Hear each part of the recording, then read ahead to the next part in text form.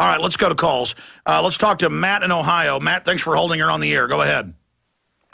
Thanks, Alex.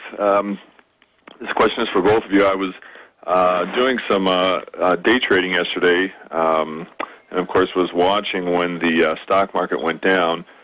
Two quick points I wanted to make. One, my trading platform did allow me to get a trade in during those 4 or 5 minutes. So I don't know if it was, maybe my platform was missed by whatever shutdown went on, or maybe the shutdown was basically just online servers being overloaded by all the volume.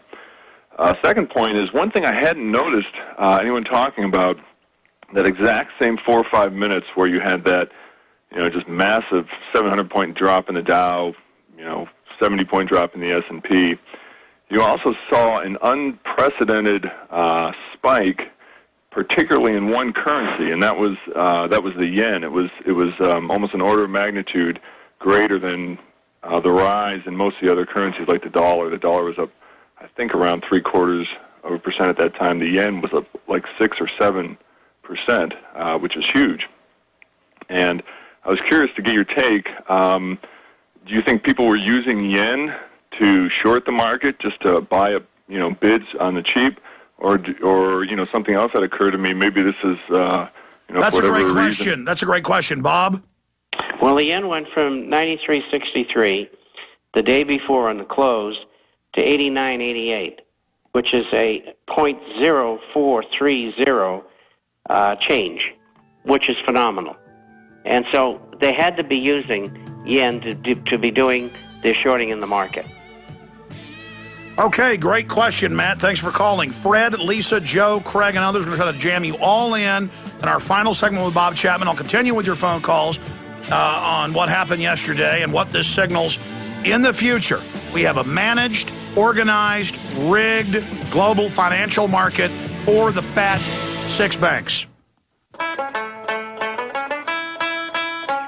Final segment with Bob Chapman. Will continue with your phone calls on what's happening with the global economic meltdown.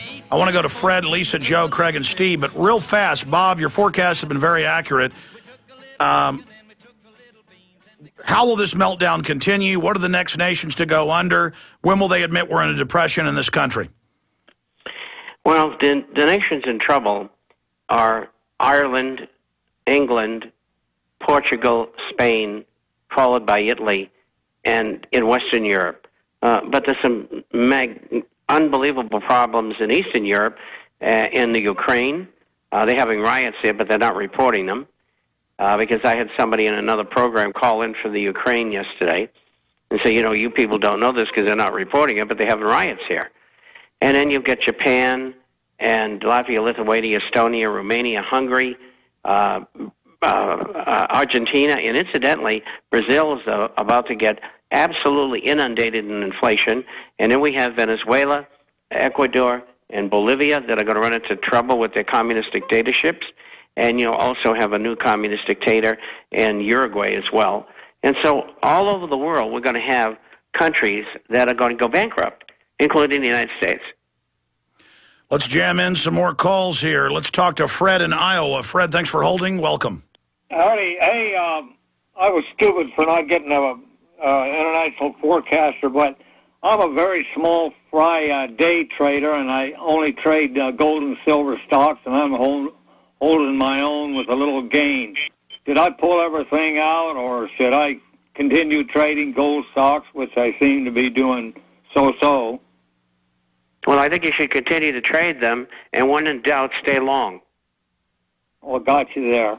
I thought I had some good news from Iowa, but I don't know. Well, thank you, Alex, and thank you, Bob, and God bless you both. Thank you, Fred. Thank you.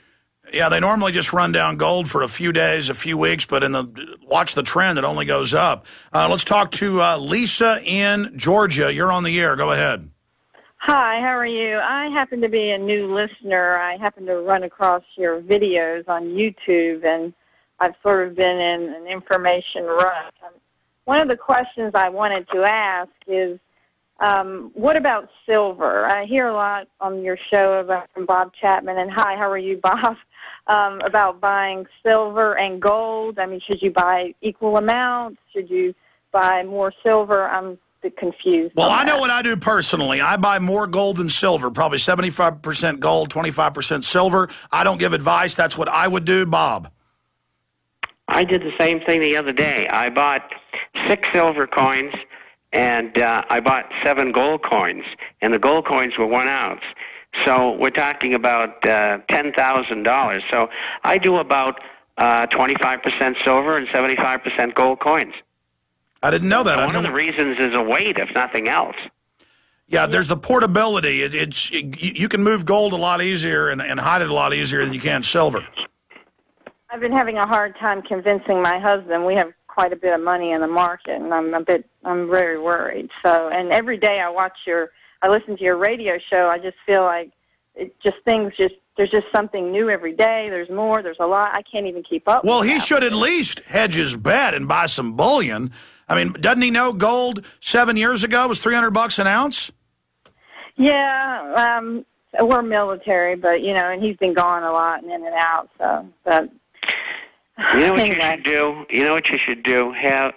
Email me your phone number and I'll call him. Bob will do that too. He's something Believe else. me.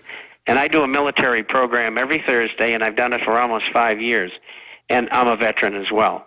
Bob at intforecaster.com. BOB@intforecaster.com. And I will call you and I will talk to him. All right, let's jam in one more call. Let's go ahead and talk to Joe in Ohio. Go ahead, Joe. Hey, guys, this is a pleasure and honor. It's funny that you bring up the government drug running thing. I went to college in the early 80s at the University of Arkansas and met Bill Clinton while he was running for re-election. And I'd heard insider information, just gossip, that there was some shenanigans going on in Little Rock. And then my awakening was watching the film Clinton Chronicles, and then had a hard time sleeping after that. But how do these cops raid everybody for marijuana when they know the government's shipping in the hard drugs? I mean, it's just, because they're part of the drug business. They're bottom feeding off the poor fools that use it. Sorry, go ahead. Well, yeah, because most people don't know that. No, I mean, but I was a Rush Limbaugh listener back then, and they were really pushing that film. Remember, Alex? They were handing it out on Washington. Everybody got a VHS copy of it, and then suddenly you would think a lot of people would have seen it, but... You know what? I've held Bob so long, but Bob, will you do 5 more minutes? We can finish up with him, and then Craig and Steve, then I'll let you go. Listen, go get the book Compromised, and that'll turn your hair white. Stay there, Bob. Do a few more minutes with us on Compromise, Terry Reid. And I want Terry Reid back on. He lives in Kansas City. He's a big fan of the show. Hadn't been on in 5 years. Bob, can you hold? Certainly. All right, Bob Chapman, stay there. We'll come back to you, too. Stay with us, Joe.